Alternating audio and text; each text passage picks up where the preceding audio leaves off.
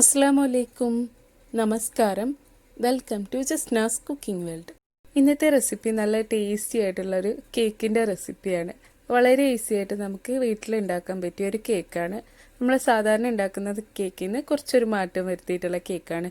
ഇതിൽ നമ്മൾ കുറേ ഫ്രൂട്ട്സൊക്കെ ഇട്ടിട്ടാണ് ഈ കേക്ക് ഉണ്ടാക്കിയെടുക്കുന്നത്. അതുപോലെ ഉണ്ടാക്കാനും ഈസിയാണ്, നല്ല ടേസ്റ്റുമാണ് കഴിക്കാനായിട്ട്.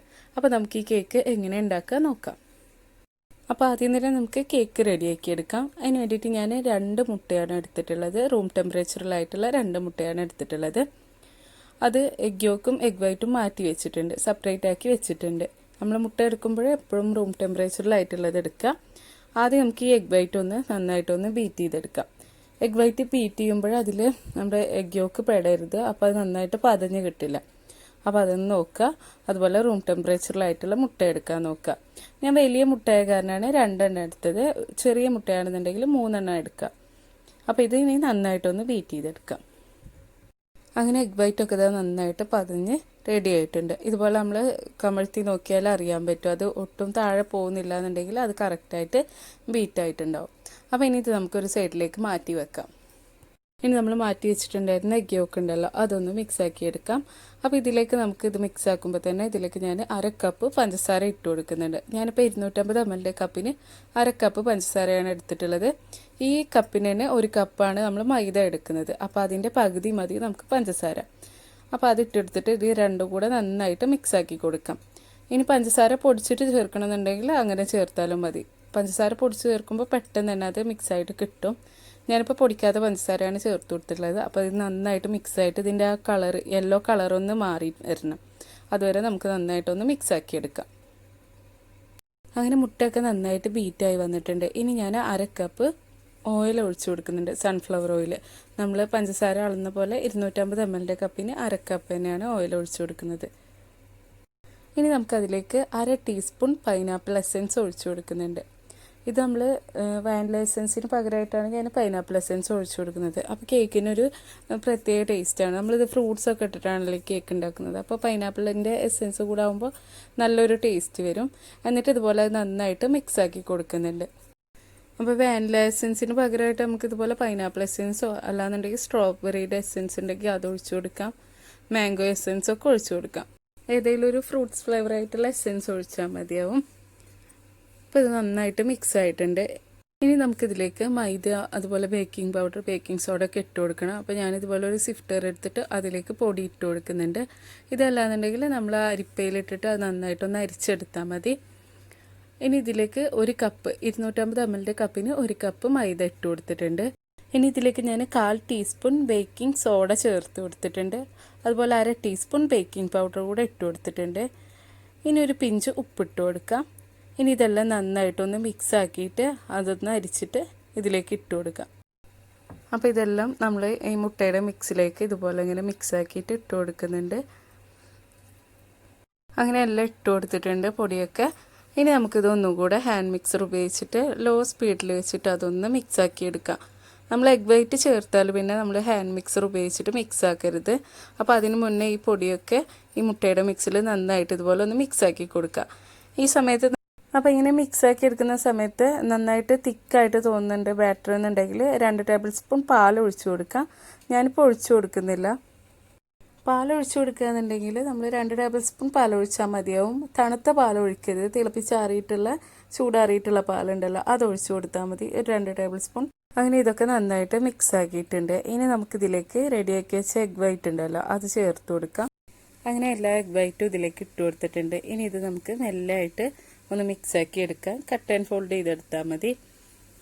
അപ്പോൾ ഇതുപോലെ ഇങ്ങനെ ചെയ്തെടുക്കുന്നുണ്ട്. അങ്ങനെ എഗ് വൈറ്റൊക്കെ ഇതിൽ നന്നായിട്ട് മിക്സ് ചെയ്ത് വെച്ചിട്ടുണ്ട്. ഇനി നമ്മൾ ഗ്യാസിൽ വെച്ചിട്ടാണല്ലോ ചെയ്യുന്നത്. അപ്പോൾ ഞാൻ ഇതുപോലെ ഒരു പാനാണ് എടുത്തിട്ടുള്ളത്. ഇതിലേക്കാണ് നമ്മൾ ബാറ്റർ ഒഴിച്ചു കൊടുക്കുന്നത്. അപ്പോൾ അതിന് മുന്നായിട്ട് നമുക്കിതിലേക്ക് ഒരു ബട്ടർ പേപ്പർ വെച്ച് കൊടുക്കാം. എന്നിട്ട് കുറച്ച് ഓയിലൊന്ന് സ്പ്രെഡാക്കി കൊടുക്കാം. അപ്പോൾ ഞാൻ ഇതുപോലെ ഒരു ബട്ടർ പേപ്പർ റൗണ്ടിൽ കട്ട് ചെയ്ത് വെച്ചിട്ട് കുറച്ച് ഓയിൽ എല്ലാ സൈഡിലും ഒന്ന് സ്പ്രെഡാക്കിയിട്ടുണ്ട്. ഇനി നമുക്കിതിലേക്ക് റെഡിയാക്കി വെച്ച് നമ്മുടെ കേക്ക് ബാറ്റർ ഒഴിച്ചു കൊടുക്കാം. അങ്ങനെ കേക്ക് ബാറ്ററൊക്കെ ഇതിൽ ഒഴിച്ചു കൊടുത്തിട്ടുണ്ട്. ഇനി ഇത് നന്നായിട്ടൊന്ന് ടാപ്പ് ചെയ്ത് കൊടുത്തിട്ട് നമുക്കിത് ഗ്യാസിലേക്ക് വെച്ച് കൊടുക്കാം.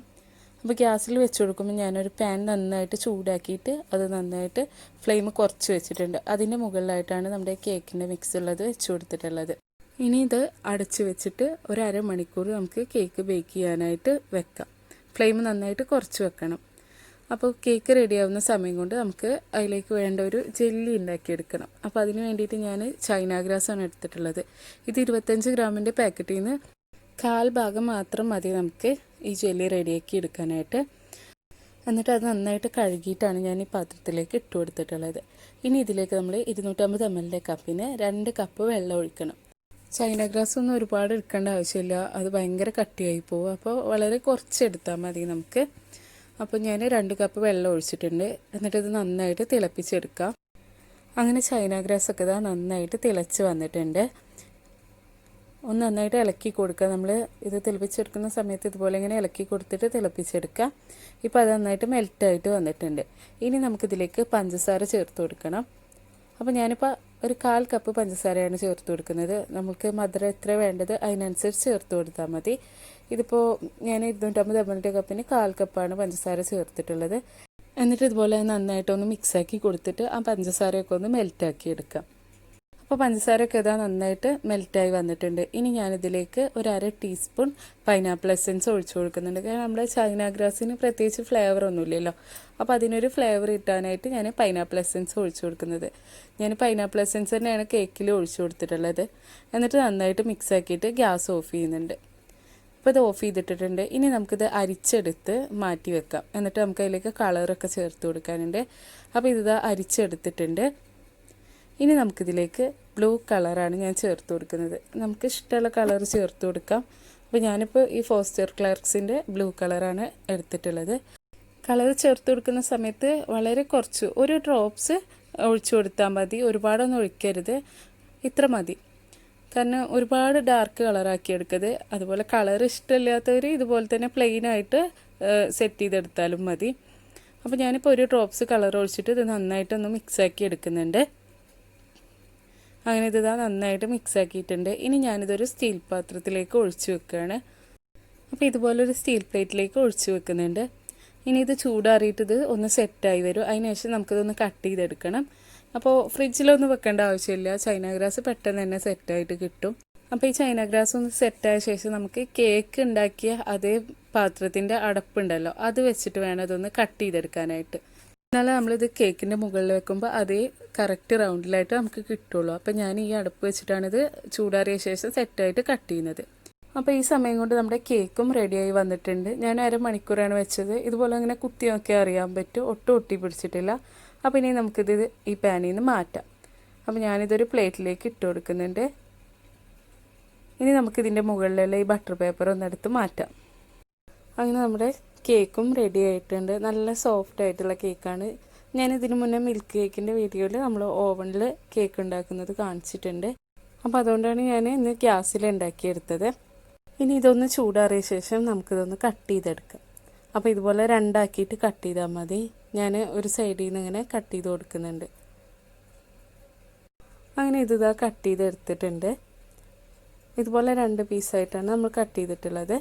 ഇനി നമുക്കിത് മാറ്റി വെച്ചിട്ട് ഇതിലേക്ക് വേണ്ട ഒരു പാലിൻ്റെ മിക്സ് ഉണ്ട്, അതൊന്ന് റെഡിയാക്കി എടുക്കാം.